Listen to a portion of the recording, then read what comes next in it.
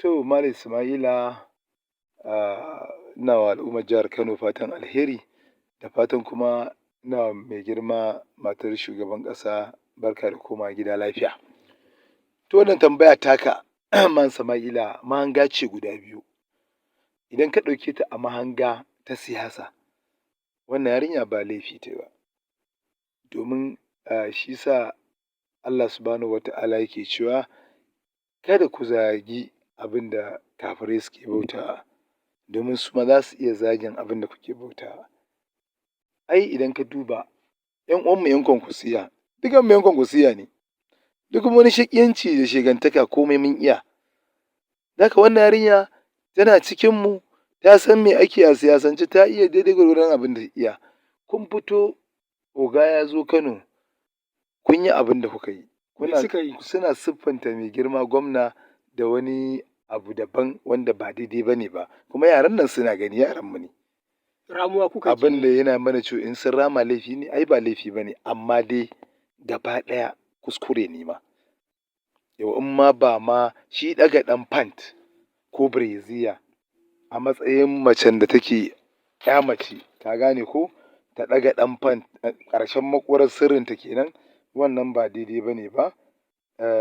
Kuma tana nuna wa duniya bidiyo ba ma a baki ba. To shi ne idan an ɗauka a ɓangaren addinin musulunci da al'adarmu, nan za a iya cewa kuskure ne, amma a siyasance ba laifi ba ne ba. Kana gani bai kamata a ce ya kamata a ce ta yi wannan abu a siyasance? Ya ma a siyasance ya kamata ya abin ta fito da na ɓoyen ma. Kamar za ka iya bayyana wani abu da aka yi makamancin irin wannan wanda ba a jam'iyyar ku ta APC ba ka ganin a Turai in Turawa suka fusata, an ɓata musu rai, an taɓa abin da suke so, fitowa suke ma zindir. To ba ka ganin hakan zai iya ɗan taɓa kima ta jam'iyyar ku ta APC a idan wasu? Ba abin da zai taɓa kimar mai girma gwamna don wannan ko kimar jam'iyyar APC. Yau in ta ga dama ma ta yi ta yarinyar ta yawo tsirara mana, mu ina ruwanmu. Ai ba laifi ba ne ba, misali in dai ramuwa ta yi ta nuna fushinta a demokaradiyyance.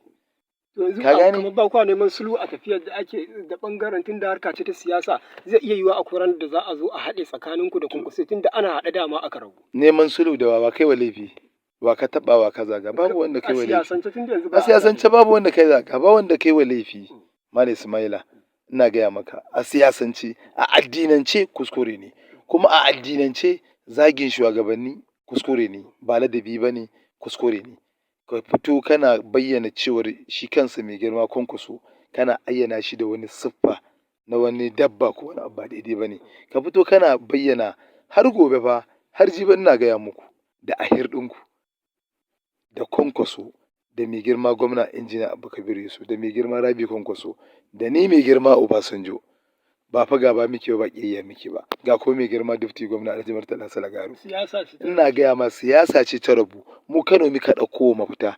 Mai girma gwamna ya hango a matsayinsa na ɗan zamani. To ina magoya bayan gwamna da suke mai girma oga kuma ya zauna a jirgin daɓaro. Shi Kwankwaso da ake cin zarafinsa a kamar magoya bayan gwamna a yanzu da suke cin zarafin Kwankwaso, za a iya cewa kamar da yawun gwamna kenan suke wannan abu. Ta yi gwamna ma bai sani ba. Ni ma ban taɓa ganin wani ya ci zarafin Kwankwaso da yawun gwamna ba. Wannan abin da aka yi. Wani abin ku ne na 'yan jarida. Wannan yarinya a taro ne. Taro aka fito na taron matar shugaban ƙasa, suka yi amfani da dama suka rama abin siyasa, wanda kuma na gaya ma gaskiya, a siyasance babu laifi, a addinance da laifi. A yanzu ina makomar wannan abu da ta aikata a ɓangaren ku, shin kana ganin za a samu wasu wanda za su tsawatar mata, ko kuma shi kenan an ci bilis? Saboda in ba a tsawatar ba kamar za a samu waɗanda za su ci gaba da yin hakan, kuma a kullum ana ta kira a tsaftace siyasa. Yanzu occasions ya yi balance. Idan 'yan can ɓangaren sun ji haushi, kamar yadda suka yi muka ji haushi, to kowa ya ji haushi 1-1. Wato yanzu in ba su kuma yi ba, kuma ba za ku. Ba za mu kuma yi ba. A yara mun ma gaya musu to an rama. Yanzu ki yi shiru, kar ki ƙara, ba daidai ba ne. Amma idan sun ƙara yin wani abu, to kuma ku ci gaba ku rama. In sun tsaya, ku tsaya. To Ismaila, wannan abu ne wanda ya shafe su.